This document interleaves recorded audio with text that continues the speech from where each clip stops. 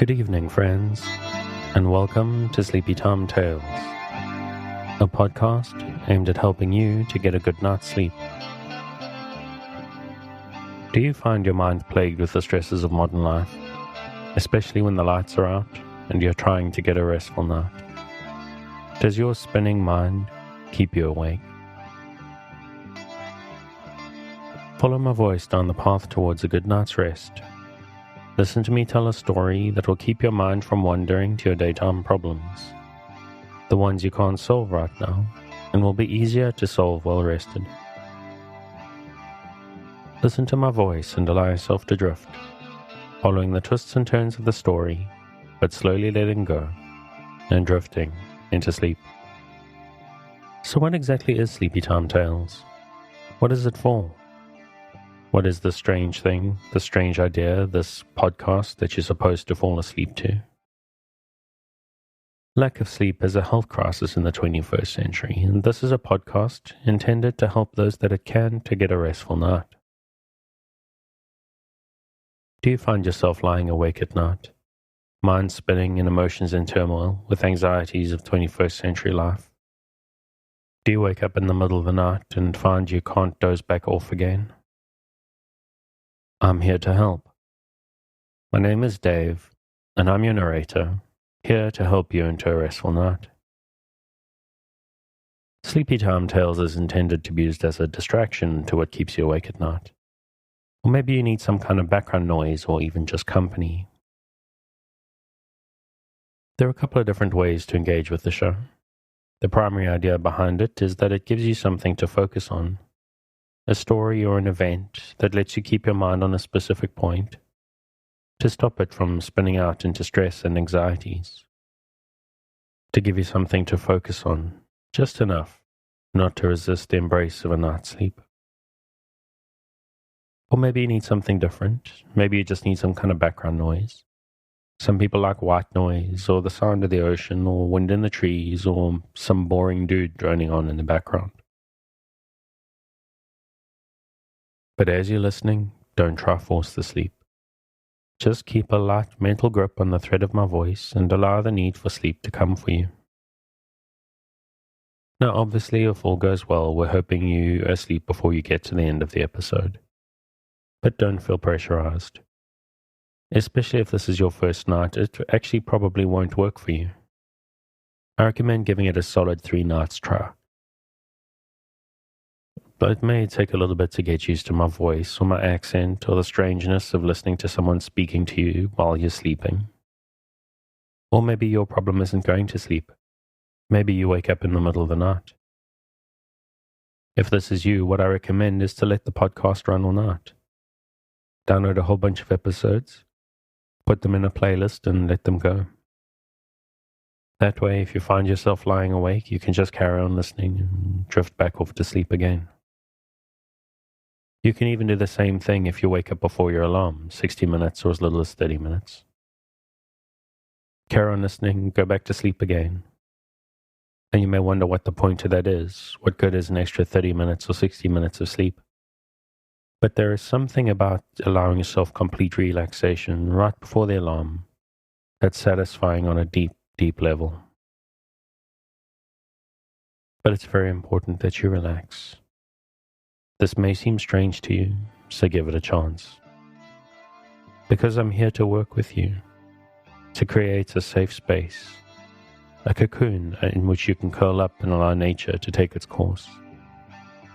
So if you're still with me, thank you for staying. If you're already asleep, we'll chat again soon. And of course, you aren't hearing me, except maybe in a dream. Before we get on with the show, I'd like to ask for a couple of minutes of your time. If you find Sleepy-Time Tales useful, if it's helping you to get a good night's sleep, and you have the means to help me out and you would like to, please consider supporting it on Patreon.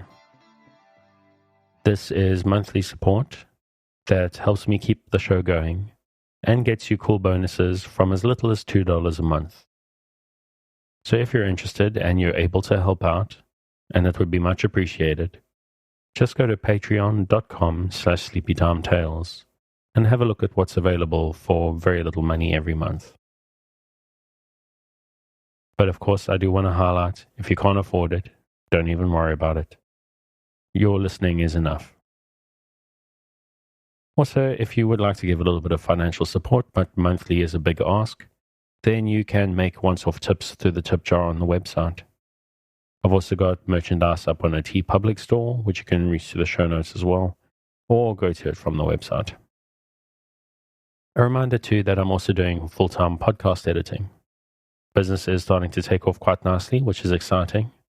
But I do have space available, so if any Sleepy Time Tales listener has a podcast or would like to start a podcast and would like to offload the technical and administrative tasks, I can do your editing, publication, uploading, all sorts of stuff for you, as even artwork and stuff like that.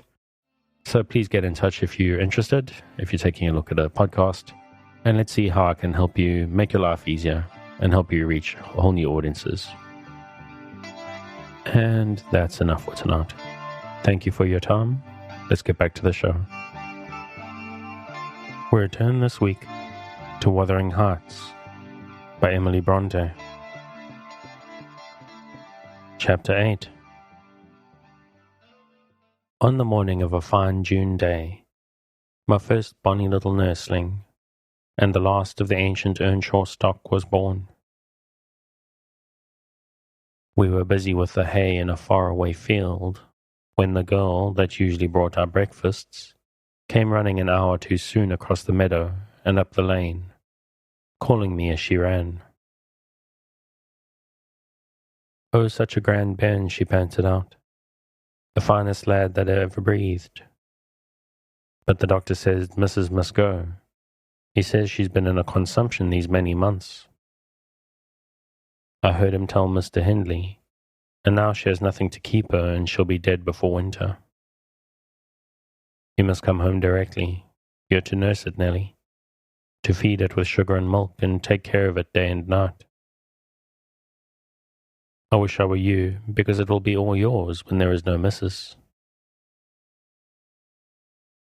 "But is she very ill?" I asked, flinging down my rake and tying my bonnet.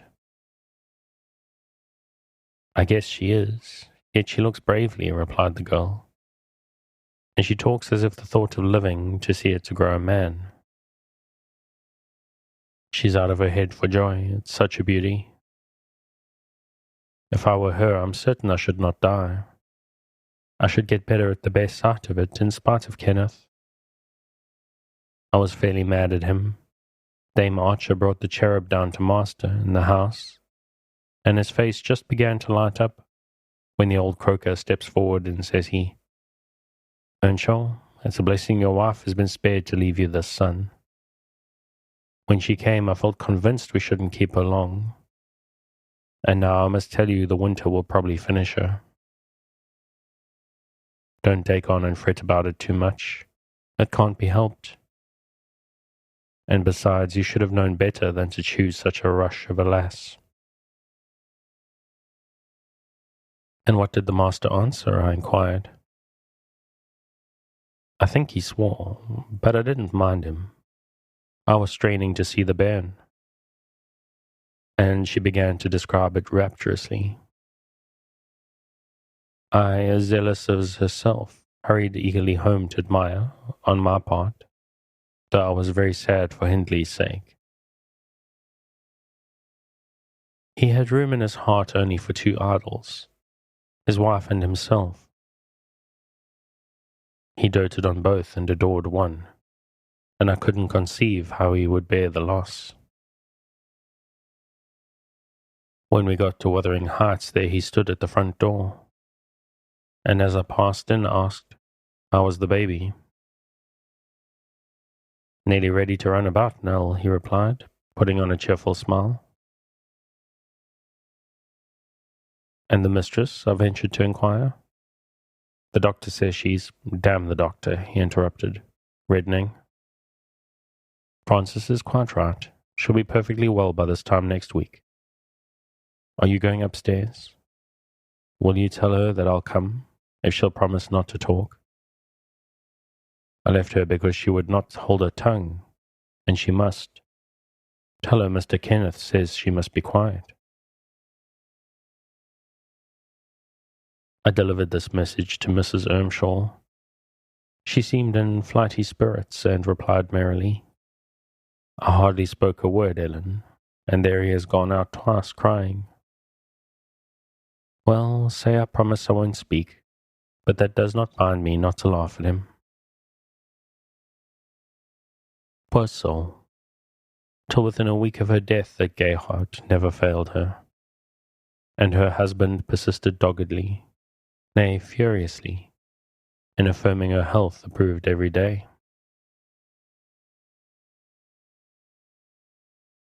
When Kenneth warned him that his medicines were useless at that stage of the malady, and he needn't put him to further expense by attending her, he retorted, You know you need not. She's well. She does not want any more attendance from you. She was never in a consumption. It was a fever, and it is gone.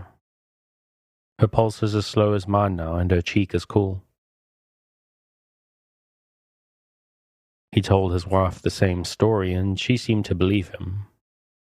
But one night, while leaning on his shoulder, in the act of saying she thought she should be able to get up tomorrow, a fit of coughing took her. A very slight one. He raised her in his arms. She put her 2 hands about his neck. Her face changed, and she was dead. As the girl had anticipated, the child Hareton fell wholly into my hands.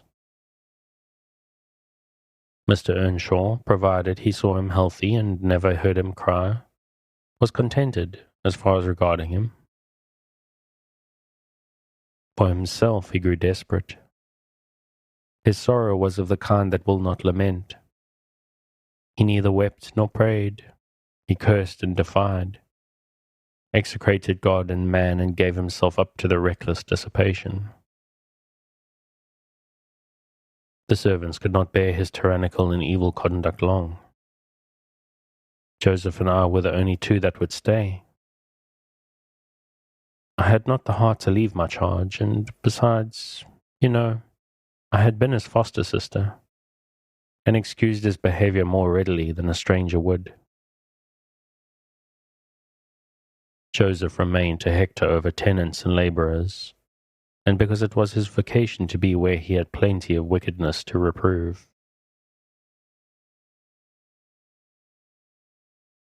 The master's bad ways and bad companions formed a pretty example for Catherine and Heathcliff.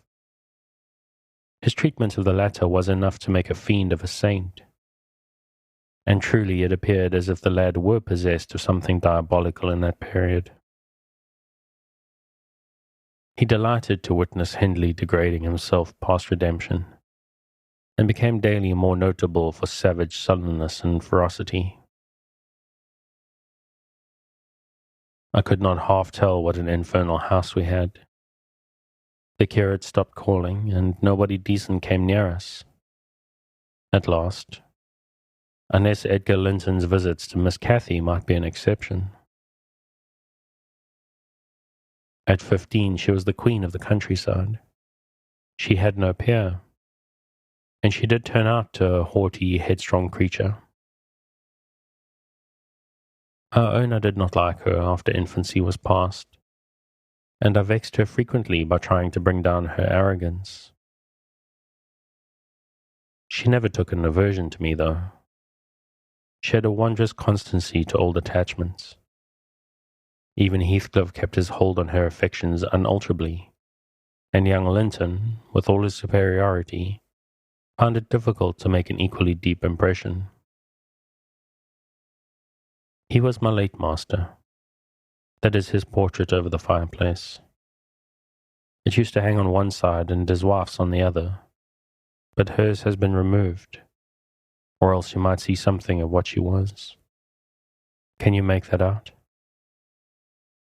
Mrs. Dean raised the candle, and I discerned a soft-featured face, exceedingly resembling the young lady at the Heights, but more pensive and amiable in expression. It formed a sweet picture. The long light hair curled slightly on the temples, The eyes were large and serious, the figure almost too graceful. I did not marvel how Catherine Earnshaw could forget her first friend for such an individual. I marveled how he, with a mind to correspond with his person, could fancy my idea of Catherine Earnshaw. A very agreeable portrait, I observed to the housekeeper. Is it like? Yes, she answered. But he looked better when he was animated. That is, his everyday countenance. He wanted spirit in general. Catherine had kept up her acquaintance with the Lintons since her 5 weeks' residence among them, and as she had no temptation to show her rough side in their company, and had the sense to be ashamed of being rude where she experienced such invariable courtesy, she imposed unwillingly on the old lady and gentleman by her ingenious cordiality, gained the admiration of Isabella, and the heart and soul of her brother. Acquisitions that flattered her from the first, for she was full of ambition, and led her to adopt a double character without exactly intending to deceive anyone. In the place where she heard Heathcliff termed a vulgar young ruffian and worse than a brute, she took care not to act like him. But at home she had small inclination to practice politeness that would only be laughed at, and restrain an unruly nature when it would bring her neither credit nor praise. Mr. Edgar seldom mustered courage to visit Wuthering Heights openly. He had a terror of Earnshaw's reputation, and shrunk from encountering him. And yet he was always received with our best attempts at civility. The master himself avoided offending him, knowing why he came, and if he could not be gracious, kept out of the way. I rather think his appearance there was distasteful to Catherine. She was not artful, never played the coquette, and had evidently an objection to her two friends meeting at all. For when Heathcliff expressed contempt of Linton in his presence, she could not half coincide, as she did in his absence. And when Linton evinced disgust and antipathy to Heathcliff, she dared not treat his sentiments with indifference, as if deprecation of a playmate was of scarcely any consequence to her. I've had many a laugh at her perplexities and untold troubles, which she vainly strove to hide from my mockery. That sounds ill-natured, but she was so proud it became really impossible to pity her distresses, till she should be chastened into more humility. She did bring herself finally to confess and to confide in me.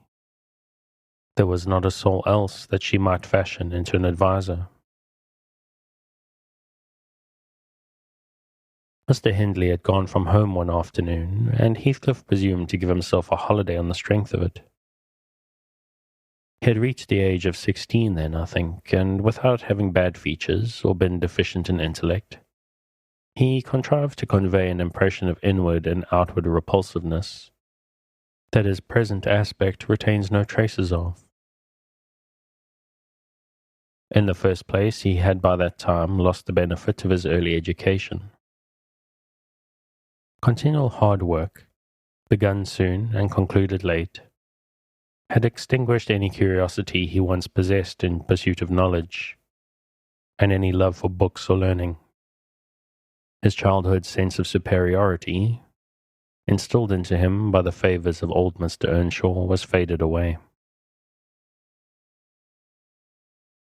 He struggled long to keep up equally with Catherine in her studies, and yielded, with poignant though silent regret. But he yielded completely, and there was no prevailing on him to take a step in the way of moving upward, when he found he must, necessarily, sink beneath his former level. Then personal appearance sympathized with mental deterioration. He acquired a slouching gait and ignoble look, His naturally reserved disposition was exaggerated into an almost idiotic excess of unsociable moroseness, and he took a grim pleasure, apparently, in exciting the aversion rather than the esteem of his few acquaintances. Catherine and he were constant companions still at his seasons of respite from labour. But he had ceased to express his fondness for her in words, and recoiled with angry suspicion from her girlish caresses, as if conscious there would be no gratification in lavishing such remarks of affection on him. On the before-named occasion, he came into the house to announce his intention of doing nothing, while I was assisting Miss Cathy to arrange her dress. She had not reckoned on his taking into his head to be idle, and imagining she would have the whole place to herself, she managed, by some means, to inform Mr. Edgar of her brother's absence, and was then preparing to receive him. "Cathy, are you busy this afternoon?" asked Heathcliff. "Are you going anywhere?" "No, it's raining," she answered. "Why have you that silk frock on then?" he said. "Nobody coming here, I hope?" "Not that I know of," stammered Miss, "but you should be in the field now, Heathcliff. It's an hour past dinner time. I thought you were gone." "Hindley does not often free us from his accursed presence," observed the boy. "I'll not work any more today. I'll stay with you." "Oh, but Joseph will tell," she suggested. "You'd better go."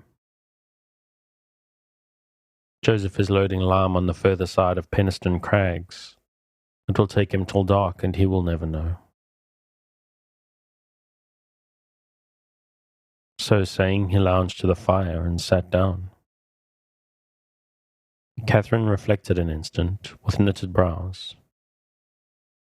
She found it needful to smooth the way for an intrusion. "Isabella and Edgar Linton talked of calling this afternoon," she said, at the conclusion of a minute's silence. "As it rains, I hardly expect them, but they may come, and if they do, you run the risk of being scolded for no good." "Order Ellen to say you're engaged, Cathy," he persisted. "Don't turn me out for those pitiful, silly friends of yours." "I'm on the point, sometimes, of complaining that but I'll not." "That they what?" cried Catherine, gazing at him, with a troubled countenance. "Oh, Nelly," she added petulantly, jerking her head away from my hands. "You've combed my hair quite out of curl. That's enough. Let me alone." "What are you on the point of complaining about, Heathcliff?" "Nothing. Only look at the almanac on that wall." He pointed to a framed sheet hanging near the window and continued. "The crosses are for the evenings you have spent with the Lintons, the dots for those spent with me. Do you see? I've marked every day." "Yes, very foolish, as if I took notice," replied Catherine, in a peevish tone. "And where is the sense of that?" "To show that I do take notice," said Heathcliff. "And should I always be sitting with you?" she demanded, growing more irritated. "What good do I get? What do you talk about?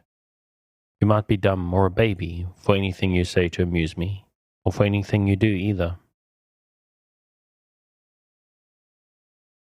"You never told me before that I talk too little, or that you disliked my company, Cathy," exclaimed Heathcliff in much agitation. "It's no company at all when people know nothing and say nothing," she muttered. Her companion rose up, but he hadn't time to express his feelings further, for a horse's feet were heard on the flags, and having knocked gently, young Linton entered, his face brilliant with delight at the unexpected summons he had received. Doubtless Catherine marked the difference between her friends as one came in and the other went out. The contrast resembled what you see in exchanging a bleak, hilly coal country for a beautiful, fertile valley. And his voice in greeting were as opposite as his aspect. He had a sweet, low manner of speaking, and he pronounced his words as you do. That's less gruff than we talk here, and softer. Not come too soon, am I? He said, casting a look at me. I'd begun to wipe the plate and tidy some drawers at the far end in the dresser. No, answered Catherine. What are you doing there, Nellie? My work, miss, I replied. Mr. Hindley had given me directions to make a third party in any private visits Linton chose to pay. She stepped behind me and whispered crossly, Take yourself and your dusters off when company are in the house. Servants don't commence scouring and cleaning in the room where they are.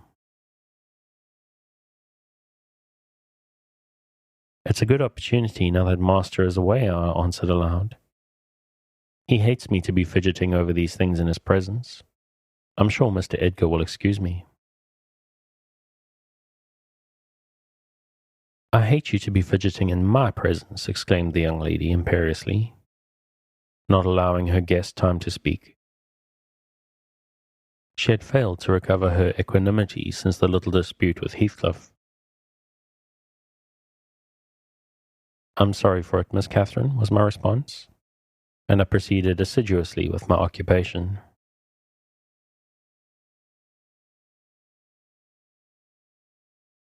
She, supposing Edgar could not see her, snatched the cloth from my hand and pinched me with a prolonged wrench very spitefully on the arm.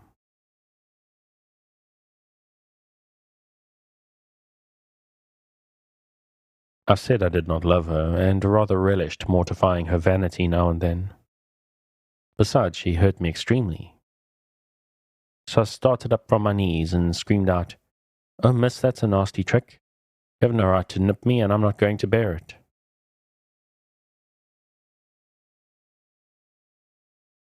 I didn't touch you, you lying creature, cried she, her fingers tingling to repeat the act, and her ears red with rage.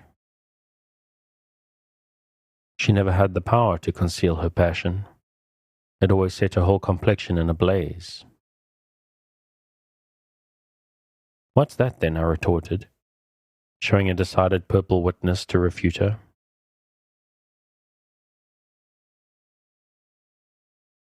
She stamped her foot, wavered a moment, and then, irresistibly impelled by the naughty spirit within her, slapped me on the cheek, a stinging blow that filled both eyes with water. Catherine, love, Catherine, interposed Linton, greatly shocked at the double faults of falsehood and violence which his idol had committed. Leave the room, Ellen, she repeated, trembling all over.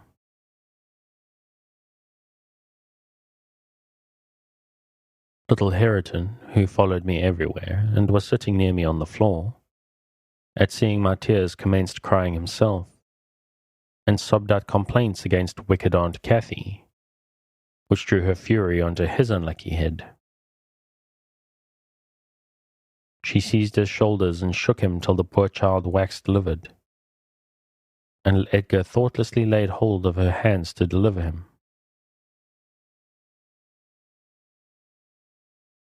In an instant one was wrung free, and the astonished young man felt it applied over his own ear in a way that could not be mistaken for jest. He drew back in consternation. I lifted Hareton in my arms and walked off to the kitchen with him, leaving the door of communication open, for I was curious to watch how they would settle their disagreement.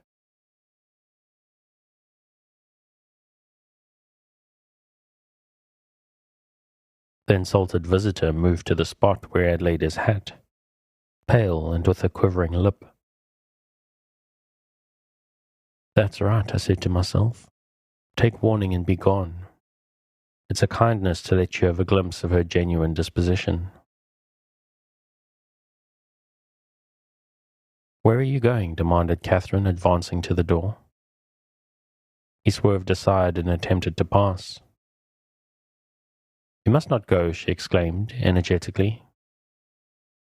"I must and shall," he replied in a subdued voice. "No," she persisted, grasping the handle, "not yet." "Edgar Linton, sit down. You shall not leave me in that temper. I should be miserable all night, and I won't be miserable for you."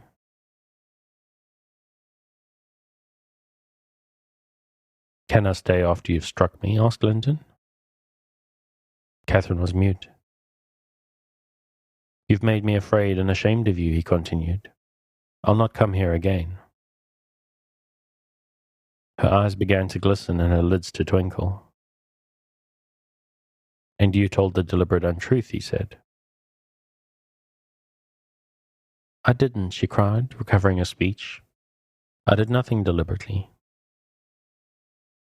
"Well, go if you please, get away, and now I'll cry. I'll cry myself sick." She dropped down on her knees by a chair and set to weeping in serious earnest. Edgar persevered in his resolution as far as the court. There he lingered. I resolved to encourage him.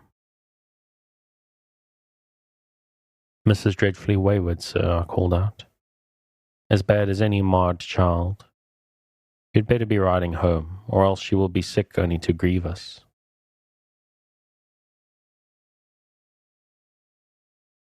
The soft thing looked askance to the window. He possessed the power to depart as much as a cat possesses the power to leave a mouse half killed, or a bird half eaten. "Ah," I thought, "there will be no saving him.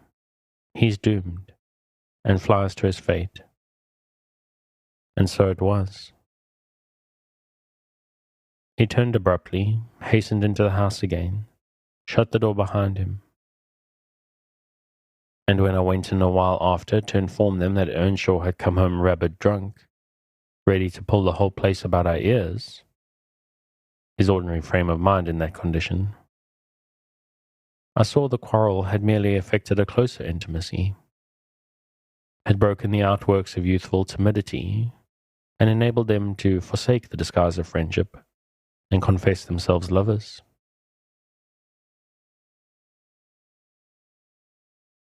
Intelligence of Mr. Hindley's arrival drove Linton speedily to his horse, and Catherine to her chamber. I went to hide little Hareton and to take the shot out of the master's fowling piece, which he was fond of playing with in his insane excitement, to the hazard of the lives of any who provoked or even attracted his notice too much. And I had hit upon the plan of removing it, that he might do less mischief if he did go to the length of firing the gun. Chapter 9. He entered, vociferating oaths dreadful to hear, and caught me in the act of stowing his son away in the kitchen cupboard. Hareton was impressed with a wholesome terror of encountering either his wild beast's fondness or his madman's rage. For in one he ran a chance of being squeezed and kissed to death, and in the other of being flung into the fire or dashed against the wall. And the poor thing remained perfectly quiet wherever I chose to put him. I went into the kitchen and sat down to lull my little lamb to sleep. Heathcliff, as I thought, walked through to the barn. It turned out afterwards that he only got as far as the other side of the settle when he flung himself on a bench by the wall, removed from the fire, and remained silent. I was rocking Hareton on my knee and humming a song, when Miss Cathy, who had listened to the hubbub from her room, put her head in and whispered, "Are you alone, Nellie?" "Yes, miss," I replied. She entered and approached the hearth. I, supposing she was going to say something, looked up. The expression of her face seemed disturbed and anxious. Her lips were half asunder, as if she meant to speak, and she drew a breath, but it escaped in a sigh instead of a sentence. I resumed my song, not having forgotten her recent behavior. "Where's Heathcliff?" she said, interrupting me. "About his work in the stable," was my answer. He did not contradict me. Perhaps he had fallen into a doze. There followed another long pause, during which I perceived a drop or two trickle from Catherine's cheek to the flags. Is she sorry for her shameful conduct? I asked myself. That will be a novelty. But she may come to the point, as she will. I shan't help her. No, she felt small trouble regarding any subject, save her own concerns. "Oh dear," she cried at last, "I'm very unhappy." "A pity," observed I. "You're hard to please. So many friends and so few cares, and can't make yourself content." "Nelly, will you keep a secret for me?" she pursued, kneeling down by me and lifting her winsome eyes to my face, with that look of which turns off bad temper, even when one has all the right in the world to indulge it. "Is it worth keeping?" I inquired, less sulkily. "Yes, and it worries me, and I must let it out. I want to know what I should do. Today Edgar Linton has asked me to marry him, and I've given him an answer. Now, before I tell you whether it was consent or denial, you tell me which it ought to have been." "Really, Miss Catherine, how can I know?" I replied. "To be sure, considering the exhibition you performed in his presence this afternoon, I might say it would be wise to refuse him. Since he asked you after that, he must either be hopelessly stupid or a venturesome fool." "If you talk so, I won't tell you any more," she returned, peevishly rising to her feet. "I accepted him, Nelly. Be quick and say whether I was wrong." "You accepted him? Then what good is it discussing the matter? You have pledged your word and cannot retract." "But say whether I should have done so. Do," she exclaimed in an irritated tone, chafing her hands together and frowning. "There are many things to be considered before that question can be answered properly," I said sententiously. "First and foremost, do you love Mr. Edgar?" "Who can help it? Of course I do," she answered. Then I put her through the following catechism. For a girl of 22, it was not injudicious. "Why do you love him, Miss Cathy?" "Nonsense. I do, that's sufficient." "By no means, you must say why." "Well, because he is handsome and pleasant to be with." Bad, was my commentary. "And because he is young and cheerful." Bad still. "And because he loves me." Indifferent, coming there. "And he will be rich, and I shall like to be the greatest woman of the neighborhood, and I shall be proud of having such a husband." Worst of all. "And now say how you love him." "As everybody loves. You're silly, Nelly." "Not at all. Answer." And on that question, I'm going to leave it for tonight. I left out most of the scene of rather nasty domestic violence for this, because I thought it wasn't very restful. But if you want to pick up where we've left off and see what I cut out, if you haven't read the book already, you can, as always, pick it up on Project Gutenberg at the link in the show notes. Thanks again for joining me on this episode of Sleepy Time Tales, the podcast designed around a bedtime story to help you to get a restful night. New episodes will be released every Sunday night to give you something fresh to help you rest in a new week. But make sure to follow or subscribe in whatever service you use, so that you get your new episodes whenever they come out. Good night, and sweet dreams.